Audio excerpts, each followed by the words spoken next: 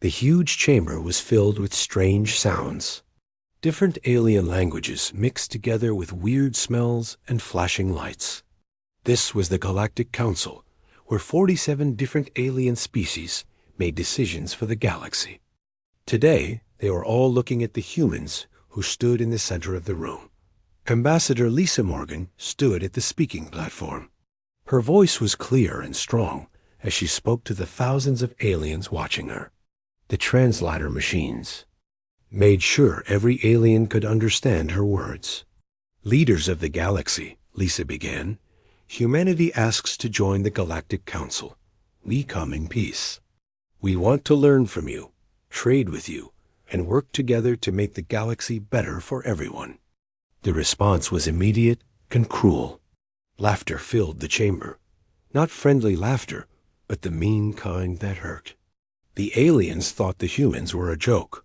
A tall, crystal-like being named Vextar stood up. His body made sounds like breaking glass when he moved. He was from a race called the Zephyrians, and he clearly thought humans were nothing special. The hairless monkeys want to join our council? Vextar's voice sounded like music, but his words were nasty. You have barely learned to make fire compared to us.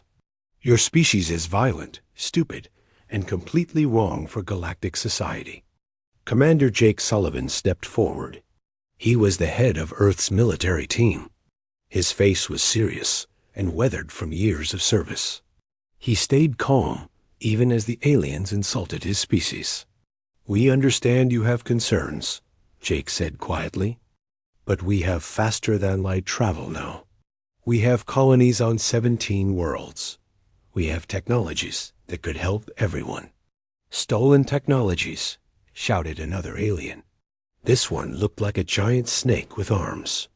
She was from the Corvani race, and she was very angry. You only have those things because you found our crashed ships and copied them. You never invented anything good on your own. Dr. Helen Carter was Earth's top scientist. She activated a holographic display that showed humanity's achievements. There were fusion reactors that could power entire cities, quantum computers that calculated impossible problems, and medical treatments that could cure diseases that had killed millions. These are all human inventions, Helen said firmly. We solved problems that our people had struggled with for thousands of years. We did this ourselves, without any help from you. The chamber erupted in more cruel laughter. The aliens clearly didn't believe her. A being made of pure energy in a robot shell spoke next. This was an Nexari, and its voice crackled with electricity and contempt. Your achievements are toys compared to what we mastered 10,000 years ago. You are children playing with sticks and stones while we build star systems. Lisa's jaw tightened, but she kept her diplomatic training. She would not lose her temper, no matter how much these aliens insulted her people. We only ask for a chance to prove ourselves, she said. Humanity has much to offer the galactic community. We want to share our knowledge and learn from yours. Prove yourselves? Vextar's crystal body glowed with what looked like amusement. Very well. We will give you an opportunity to show us what you can do. The Outer Rim territories have a problem. Raiders called the Scolari have been attacking our ships for decades. They resist all our peacekeeping efforts. If your primitive species can succeed where we have failed, perhaps we will think about letting you join our council. The chamber became very quiet. Even the usually loud delegates seemed shocked by the suggestion. Everyone in the galaxy knew about the Scolari. They were a species of warriors who had replaced parts of their bodies with machines to make themselves stronger and more deadly. For over 100 years, they had been the most feared pirates in the galaxy. The Scolari would appear without warning and attack trade ships. They would steal everything valuable and kill everyone aboard. No one survived their attacks. They had turned piracy and murder into an art form, and they were very good at it. Commander Sullivan looked at his team. The trap was obvious, but so was the opportunity. What are the exact terms of this challenge? Simple, Vextar replied, his face forming what might have been a smile. Stop the Scolari threat. Bring peace to the Outer Rim. Do this, and we will. Consider letting humans join the Council. And if we refuse? Lisa asked. Then humanity stays locked in your small corner of the galaxy. No trade agreements with other species. No sharing of technology. No protection under galactic law. You will face the universe completely alone. The human team talked quietly among themselves. Dr. Carter whispered urgently, "The Scolari have already been raiding for over a century. 3 major galactic powers tried to stop them and failed completely. They're asking us to commit suicide." Sullivan's voice was grim but determined. Maybe, or maybe they're underestimating us, just like they have been doing all day. Lisa nodded slowly. She had made her decision. She turned back to face the assembly of aliens. Humanity accepts your challenge. The chamber exploded with what could only be described as evil joy. Delegates from dozens of species seemed to be making bets on how quickly the humans would be destroyed. The Zephyrian delegate's crystal form pulsed with satisfaction. "Excellent," Vextar said. "You have 6 months, humans. We look forward to seeing how you handle this impossible task." As the human delegation walked out of the chamber, they could hear alien laughter behind them. The translator machines were working overtime to convert what their computers diplomatically called expressions of enthusiastic anticipation for the coming entertainment. What none of the galactic delegates understood was that they had just made a terrible mistake. They had confused humanity's desire for peace with an inability to fight. They thought that because humans wanted to solve problems with words, it meant they couldn't solve problems with weapons. They were about to learn the difference between a species that chose not to fight and a species that couldn't fight. The Scolari had spent over a century attacking civilizations that followed galactic rules of warfare.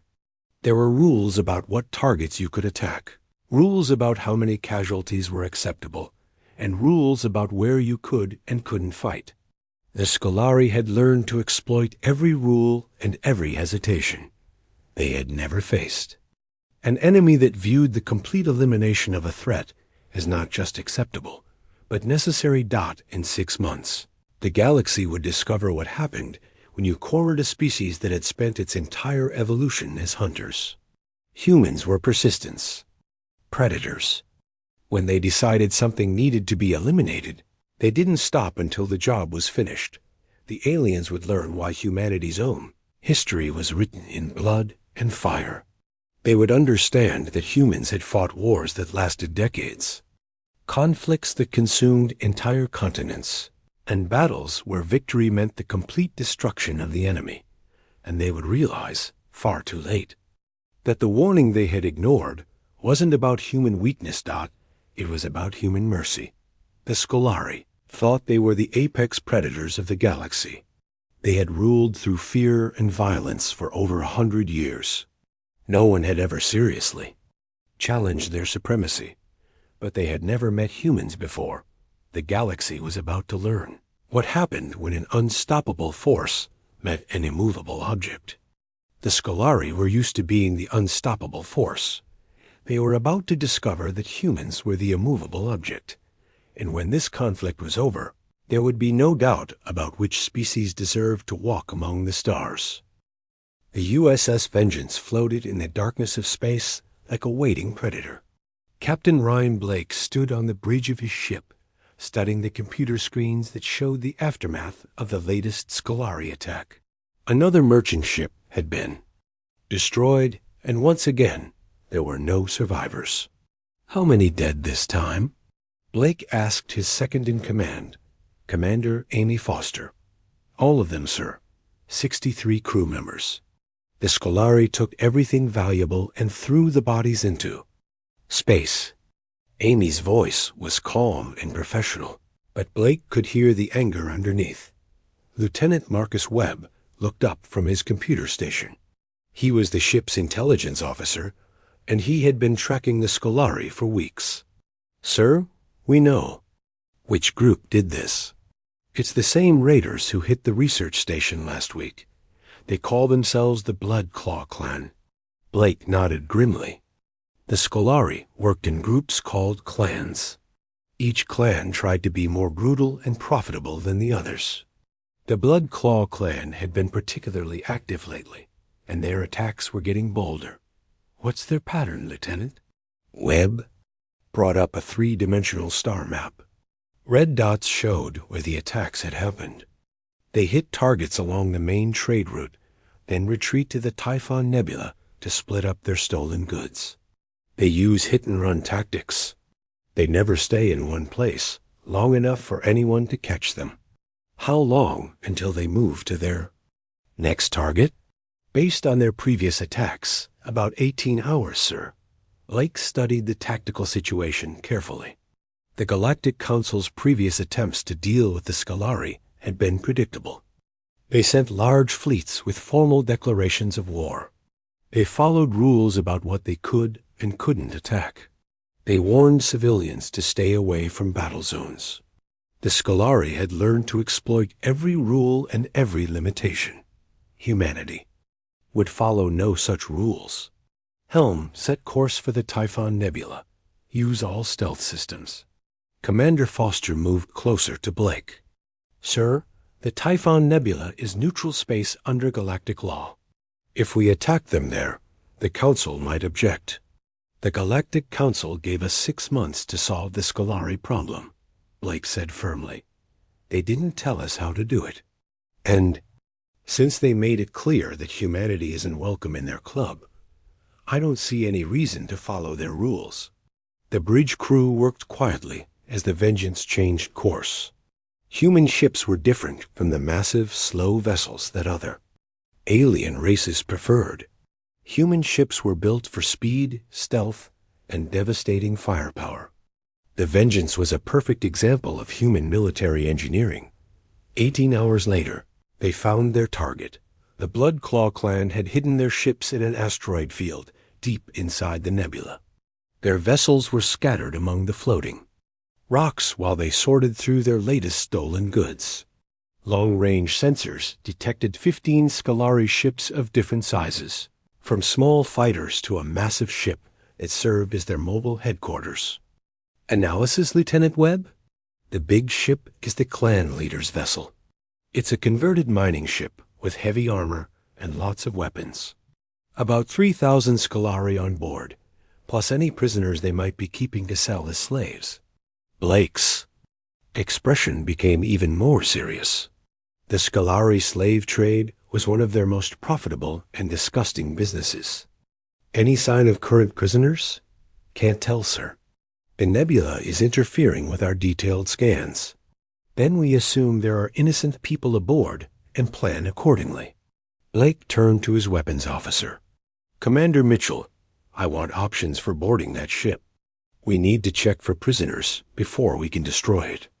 Lieutenant Commander Kate Mitchell was one of the best tactical minds in the human fleet. She had fought in the corporate wars before joining the Space Navy. Sir, boarding a Scolari vessel is extremely dangerous. They're known to kill prisoners the moment they think they're going to lose. Which is why we're not going to let them know they're losing, Blake replied. We're going to make them think they're the ones doing the hunting. The plan that developed over the next hour was simple but clever. A small human transport ship would pretend to have engine problems in the asteroid field. It would send out a distress signal asking for help. The Scolari, who couldn't resist easy prey, would send raiders to capture the ship and its crew. But what they would find wouldn't be helpless refugees. It would be Lieutenant Colonel Sam Parker and his Special Operations team. 2 hours later, the trap was set. The Scolari took the bait exactly as predicted. They sent a fast attack ship with 20 warriors to investigate the disabled transport. They found the ship apparently drifting helplessly, with 6 humans huddled in the cargo bay and begging for their lives. The Scolari raiders boarded the transport with the casual confidence of apex predators. Their bodies were a mixture of flesh and machine, with glowing red eyes and razor-sharp claws. Their leader was a massive warrior who towered over the cowering humans. Humans, the Scolari leader said in broken galactic standard, the Council's newest pets. You will bring good prices. In the slave markets. Please, begged the apparent leader of the refugees, a man named Dr. Paul Martinez. We're just scientists conducting research. We have families waiting for us. The Scolari leader hit Martinez across the face, sending him sprawling across the floor. Silence, meat. You speak only when we tell you to speak. What the Scolari didn't notice was the slight smile that crossed Martinez's bloody lips as he hit the ground. They didn't see how the other refugees had positioned themselves around the cargo bay, and they completely missed the fact that their disabled ship had just locked weapons onto every Scolari vessel in the asteroid field. You know, Martinez said, wiping blood from his mouth as he stood up slowly, there's something you should understand about humans. The Scolari leader turned back to him, annoyed by the continued talking. What? We're really, really good at pretending to be harmless. The cargo bay exploded into coordinated violence. The 6 refugees revealed themselves to be some of humanity's most elite soldiers. Each one carried weapons specifically designed to kill cybernetically enhanced opponents. The Scolari raiders, caught completely off guard, lasted less than 30 seconds. As the last raider fell to the floor, Martinez activated his communication device. Vengeance, this is Ghost Team. Package is secure. Light them up. The Scolari clan never knew what hit them.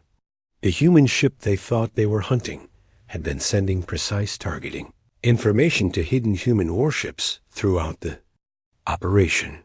The Vengeance and her sister ships appeared from stealth, with their weapons already aimed at their targets. The battle was less a fight than an execution. Human ships moved with deadly precision, their attacks perfectly coordinated, to prevent any Scolari vessel from escaping or sending a warning to other clans. Advanced missiles and energy weapons, designed by a species that had weaponized everything from simple rocks to antimatter, tore through Scolari armor like it was made of paper. Within minutes, 14 of the 15 Scolari ships were either destroyed or disabled. Only the main ship remained, its heavy armor allowing it to survive the initial assault. Vengeance to Scolari vessel, Blake transmitted on an open channel. Surrender immediately and prepare to be boarded. Resist and we will destroy you completely. The response came in the form of the big ship's main guns opening fire on the human vessels. Blake had expected exactly this response. Commander Mitchell, you are authorized to use maximum force. All rules of engagement are now void. Vengeance's response was swift and merciless. Kinetic projectiles, moving at significant fractions of light speed, punched through the ship's armor and exploded inside the vessel. Secondary explosions cascaded through the ship as its own weapons and fuel added to the destruction. In less than an hour, the Bloodclaw clan had been completely eliminated, but Blake knew this was only the beginning. Word of the attack would spread through the other Scolari clans, and they would respond with increased aggression and desperation. The hunt was just getting started.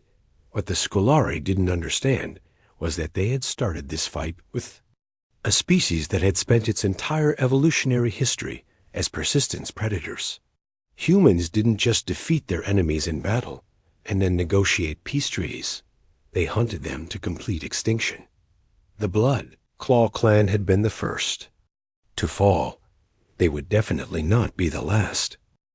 The emergency meeting of the Scolari War Council took place in the hidden fortress of Kragmor. This massive space station was built inside a hollowed-out asteroid in the lawless regions beyond galactic authority. Representatives from the 12 most powerful Scolari clans had gathered to discuss what they saw as an unprecedented threat to their way of life. War Chief Thakarin of the Iron Fang clan stood at the center of the circular meeting room. His cybernetic implants gleamed under the harsh lights. At nearly 10 feet tall and enhanced with military-grade combat systems, he was an imposing figure even among the Scolari elite. "The Blood Claw clan is gone," he announced. His voice carried the electronic distortion of vocal enhancement technology. Not defeated in battle, not scattered to hide in other systems. Gone. Completely wiped out by the humans. Murmurs of disbelief spread through the assembled war chiefs. Clan leader Vex High of the Bone Ripper clan spoke first. Her serpentine cybernetic tail lashed with agitation as she processed this information. "That's impossible," she said. "The Blood Claw clan had 15 ships and 3,000 warriors. No single human vessel could destroy them all." "It wasn't a single vessel," Thakarin interrupted. "Our sources say it was a coordinated assault by multiple human ships. They used deception, superior tactics, and weapons technology we've never seen before." War Chief Gorthik of the Death Spiral clan was a massive brute with more machine parts than organic tissue. He slammed his augmented fist on the table, making the entire structure shake. "The humans are supposed to be weak," he roared. "They. Galactic Council sent them to us to die, not to threaten us." "The Galactic Council underestimated them," Thakarin replied grimly. "And so did we. The humans have been hunting our raiding parties for 2 months now. 17 clans have gone completely silent in the past 6 weeks." The chamber erupted in angry voices and threatening gestures. The Scolari had dominated the Outer Rim territories for over a century. Their superiority had never been seriously challenged by anyone. The idea that a newly emerged species could threaten their supremacy was almost impossible to believe. "What do we know about their military capabilities?" asked War Chief Zareth of the Crimson Blade clan. Unlike the others, he had remained calm during the heated discussion. Thakarin activated a holographic display showing the wreckage of destroyed Scolari ships. The images were disturbing even to warriors who had spent their lives in violent conflict. "Their weapons are completely unlike anything in our databases," he explained. "They use kinetic projectiles that move at near light speed. Their energy weapons seem to bypass our armor entirely. And they have some kind of missile system that appears to predict our evasive maneuvers." "What about their battle tactics?" Zareth asked. "Completely outside galactic norms," Thakarin answered. "They don't announce their intentions before attacking. They don't follow any rules of engagement that we can identify. They don't take prisoners for ransom or exchange. They simply appear without warning, destroy everything, and disappear." War Chief Nexara of the Shadow Claw clan leaned forward. Her cybernetic eyes glowed with interest and perhaps a hint of concern. "Perhaps we should consider negotiating with them," she suggested. "If they're truly this dangerous, maybe we could reach some kind of agreement." The suggestion was met with immediate outrage from the other clan leaders. Gorthik's roar of fury was audible even through his vocal processors. "Negotiation? We are Scolari. We do not bow to inferior species. We are the apex predators of this galaxy. Then what do you suggest we do?" Zareth asked calmly. Thakarin's expression grew even more grim. "Total war. We unite all the clans under a single command. We mass our entire fleet and crush the humans before they can eliminate us one clan at a time. And if we fail?" Nexara asked quietly. The question hung in the air like a death sentence. The Scolari had never failed at anything. For over a century, they had been the undisputed masters of the galaxy's criminal underworld. They took what they wanted and left terror in their wake. "We will not fail," Thakarin declared with more confidence than he actually felt. "The humans may have surprised us with their initial attacks, but they're still just one species. We are 12 clans with over 200 ships and 50,000 warriors. Numbers will decide this conflict.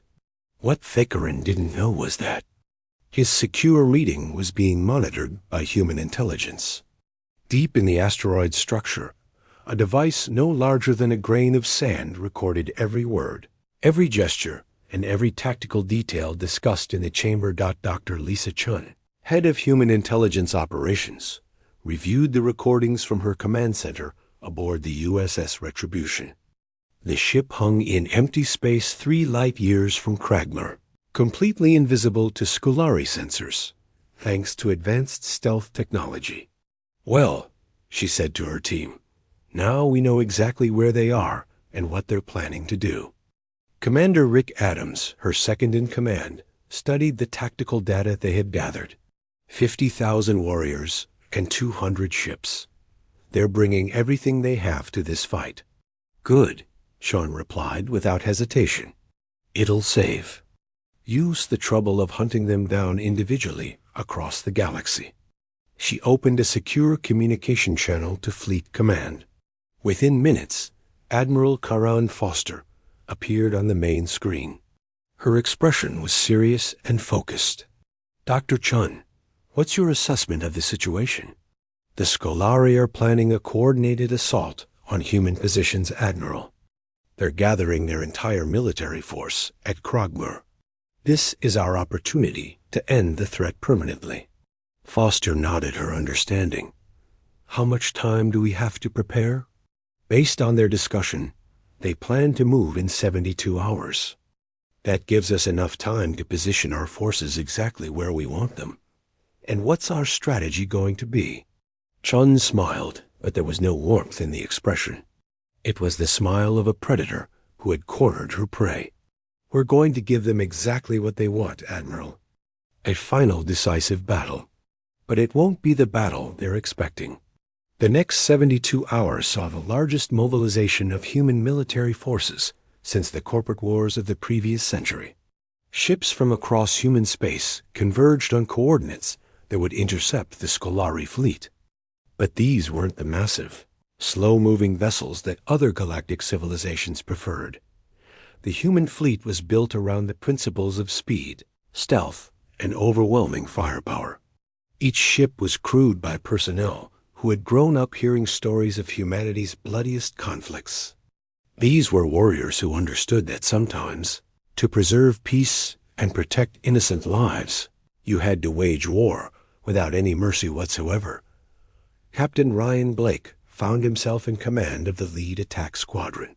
His ship, the Vengeance, would serve as the tip of the spear in the coming battle. As he watched the tactical displays showing the approaching Scolari fleet, he thought about the message they were about to send to the galaxy that the Galactic Council had dismissed humanity as primitive and violent. The Scolari had seen them as easy prey to be hunted and enslaved. Both groups had made the same fundamental error in judgment. They had mistaken humanity's restraint and desire for peaceful solutions as evidence of weakness. They were about to learn that humanity's greatest strength wasn't their advanced technology or their superior tactics. It was their absolute refusal to accept defeat when innocent lives were at stake.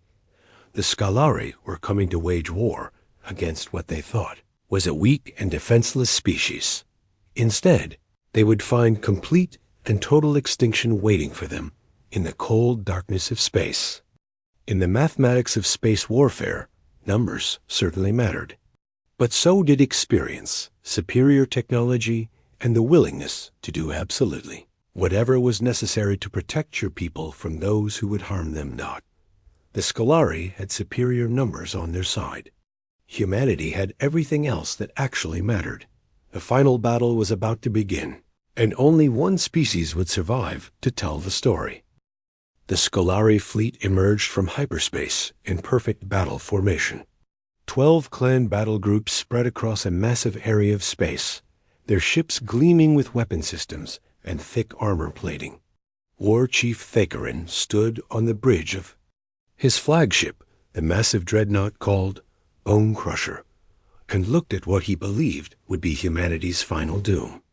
237 vessels reporting ready for battle, his tactical officer announced. 53,000 warriors prepared to fight. And the humans? Thakarin asked with confidence. Long-range sensors detect 41 human ships, holding position near the third planet of this system. Thakarin's augmented jaw made clicking sounds that passed for Scolari laughter. 41 ships against our entire combined fleet? Either the humans are incredibly brave or incredibly stupid. Perhaps both, War Chief. The truth was far more complex than either species realized. Admiral Karan Foster sat in the command center of the USS Retribution, studying the tactical display. With the calm detachment of a career military officer who had seen humanity's darkest hours and lived to tell about them. "All ships report ready for battle, Admiral," announced her operations officer, Commander Pete Martinez. "Excellent. Signal the entire fleet that Operation Extinction is now active."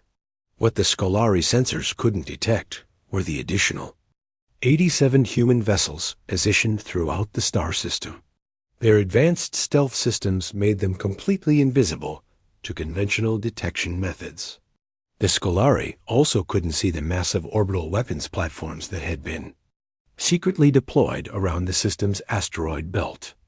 Each platform was capable of devastating firepower that could destroy entire fleets. But the true surprise wasn't the hidden ships or the secret weapons. It was the humans themselves.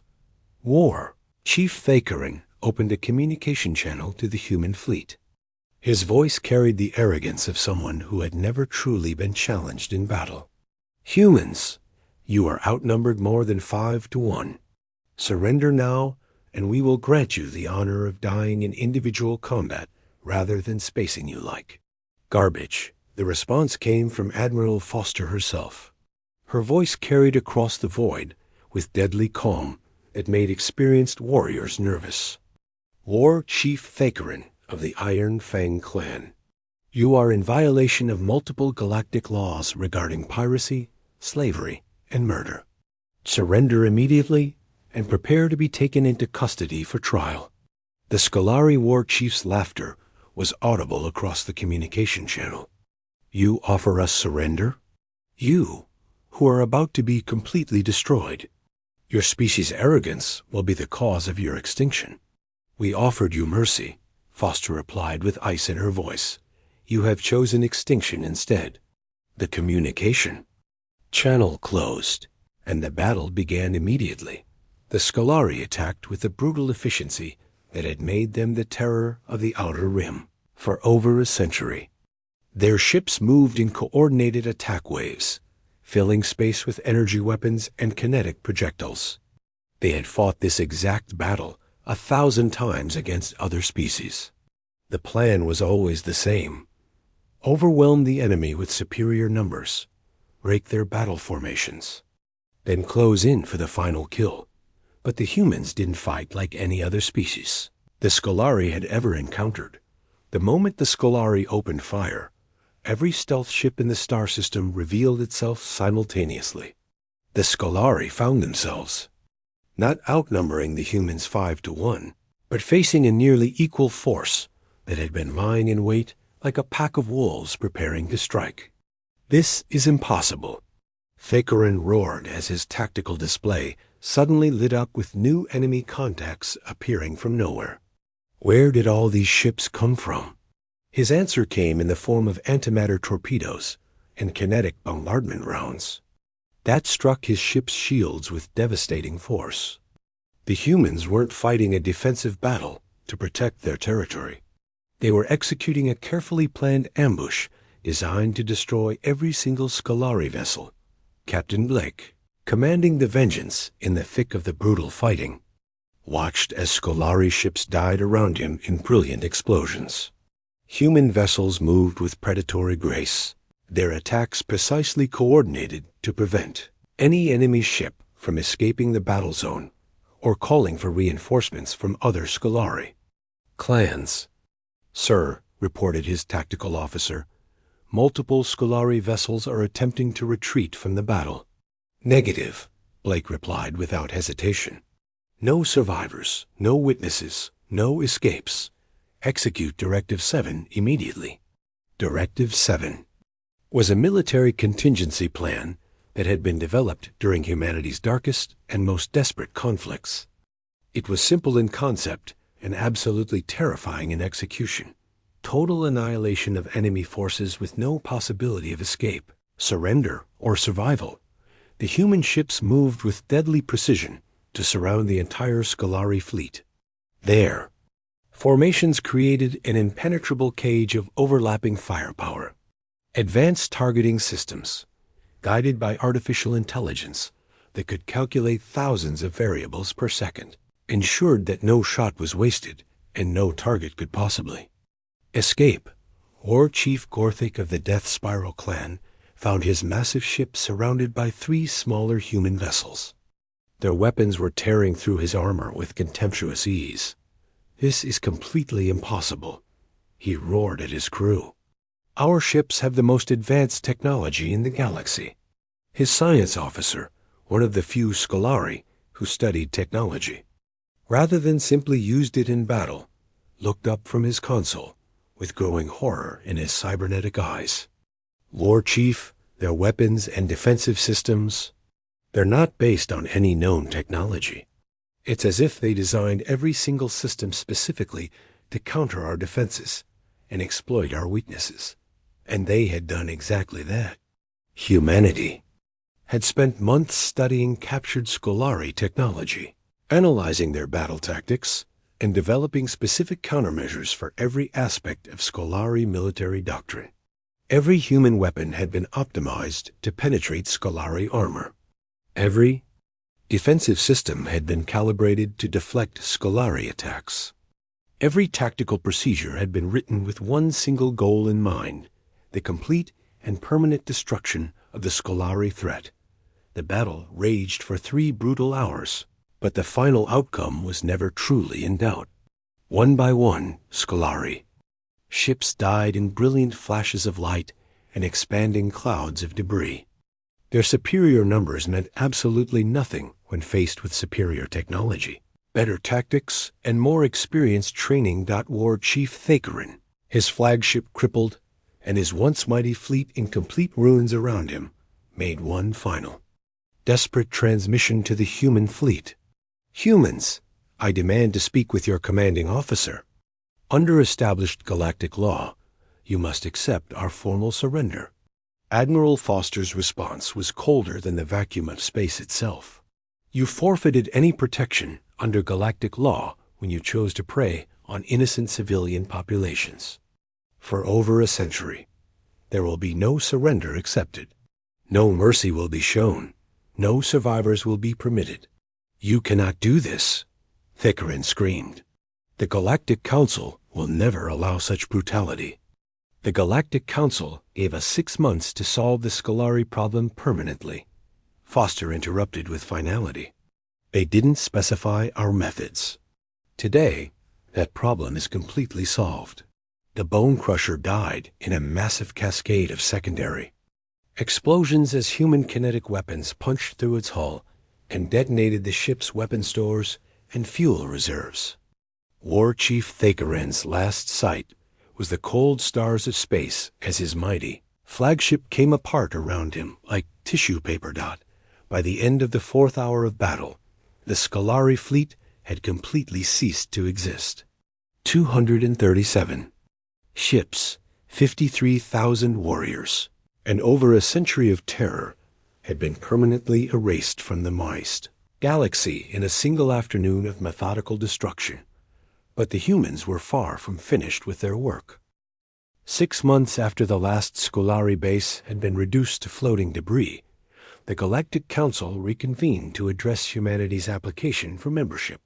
The same great amphitheater that had once echoed with cruel laughter now hummed with nervous energy as delegates from 47 species waited for the human representatives to arrive.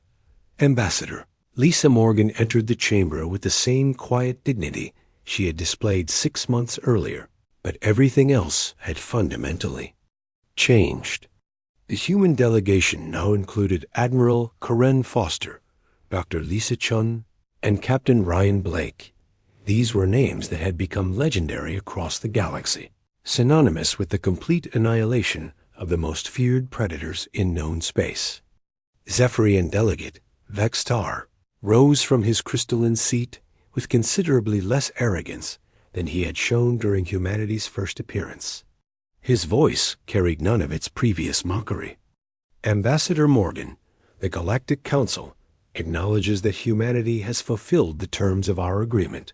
Fulfilled them? Admiral Foster stepped forward, her voice carrying the authority of someone who had commanded fleets in the galaxies. Most decisive battle. We didn't just fulfill your terms. We eliminated the Scolari threat completely and permanently. Not just their military forces, but their entire civilization. Every base, every ship, every collaborator, every supporter. The Scolari no longer exist anywhere in the galaxy.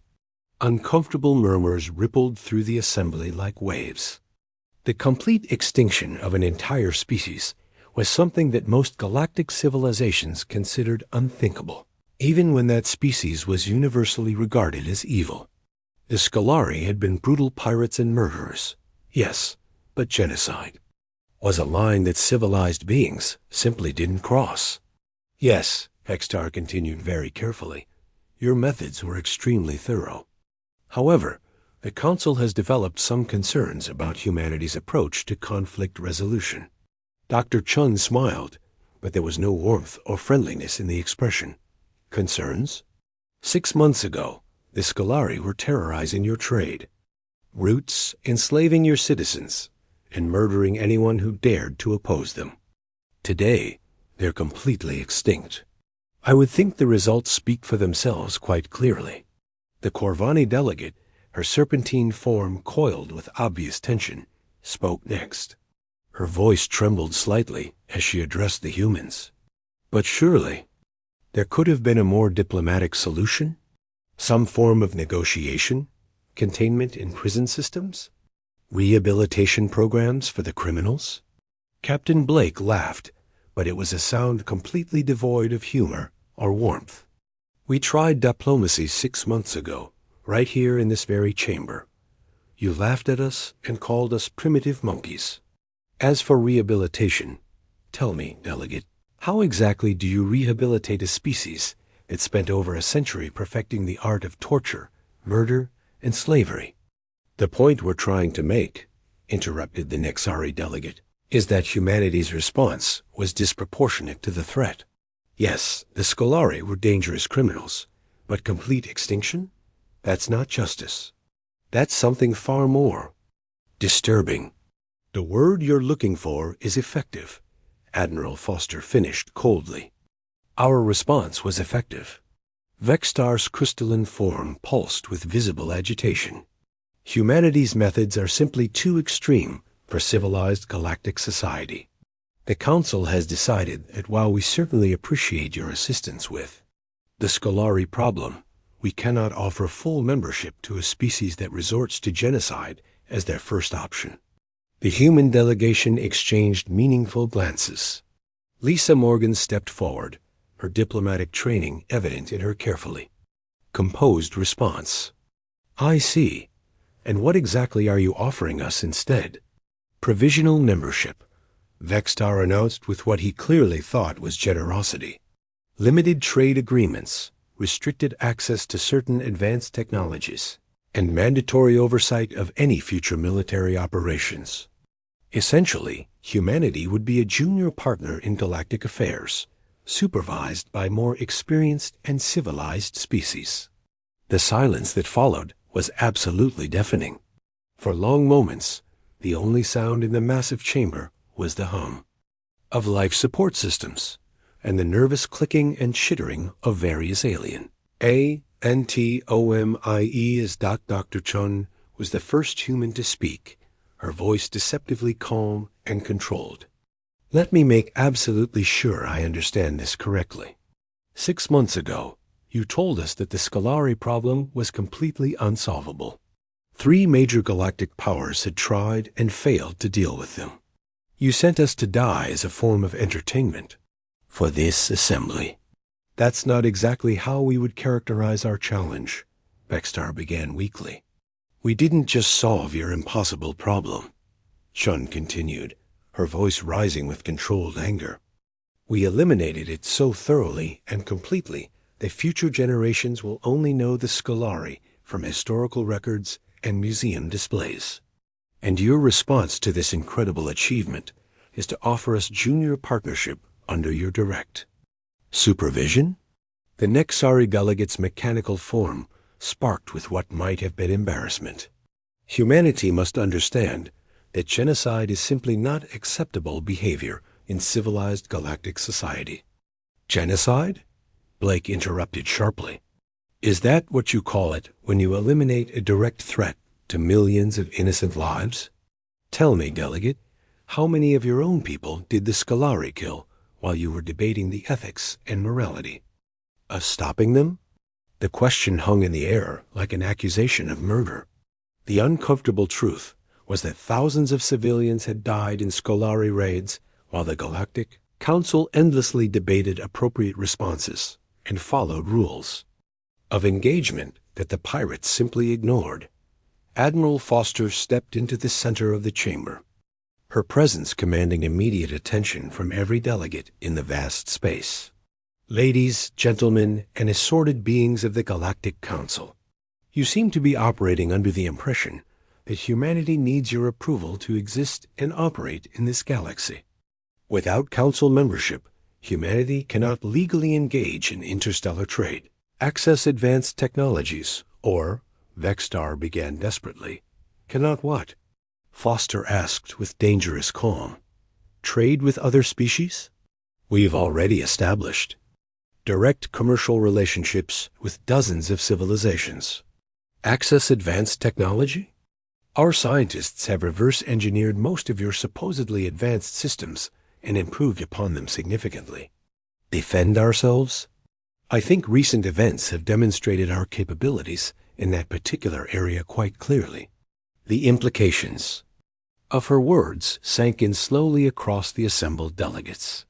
Humanity didn't actually need the Galactic Council for anything meaningful. If anything, it was becoming increasingly clear that the Council needed humanity far more than humanity needed them. "In the past 6 months," Dr. Chun added with growing confidence, "we've received over 200 formal requests for assistance from species across the galaxy. Pirates threatening trade routes, rebel movements destabilizing governments, rogue artificial intelligence systems, unstable wormholes, plague outbreaks, territorial disputes. Problems that your council has been unable or unwilling to solve for decades. We've already agreed to help 37 different civilizations with their various problems," Admiral Foster continued, "all of them offering us far better terms than provisional membership under your supervision." The chamber erupted in panicked voices as delegates began to realize the true scope of their miscalculation. They had insulted and dismissed the one species that had proven capable of solving problems that had plagued the galaxy for generations. Lisa Morgan raised her hand for silence, and surprisingly, the entire assembly quieted immediately. The Galactic Council had the opportunity to welcome humanity as equal partners in galactic civilization. She said with finality, "You chose instead to treat us as children who needed supervision and guidance. We withdraw our application for membership. You cannot simply withdraw." Vextar protested desperately. "There are procedures, protocols. You must follow proper diplomatic channels." Admiral Foster smiled for the first time during the entire meeting. "We followed your procedures once before. You laughed at us and sent us to die. We've learned not to make the same mistake twice." The human delegation turned and walked toward the exit. Behind them, the chamber erupted in chaos as delegates realized they had just lost the most capable military force the galaxy had ever seen. As they reached the doors, Captain Blake turned back one final time. "Oh, and Council? The next time you have a problem you can't solve, don't bother calling us. We'll be busy helping civilizations that actually appreciate competent assistance." The doors closed behind them with a sound like thunder. Within a year, over half the species in the galaxy had withdrawn from the Galactic Council to join humanity's new alliance. The galaxy had learned an important lesson about the difference between civilization and weakness, and humanity had learned that sometimes the best response to those who mock your mercy is to show them your strength instead.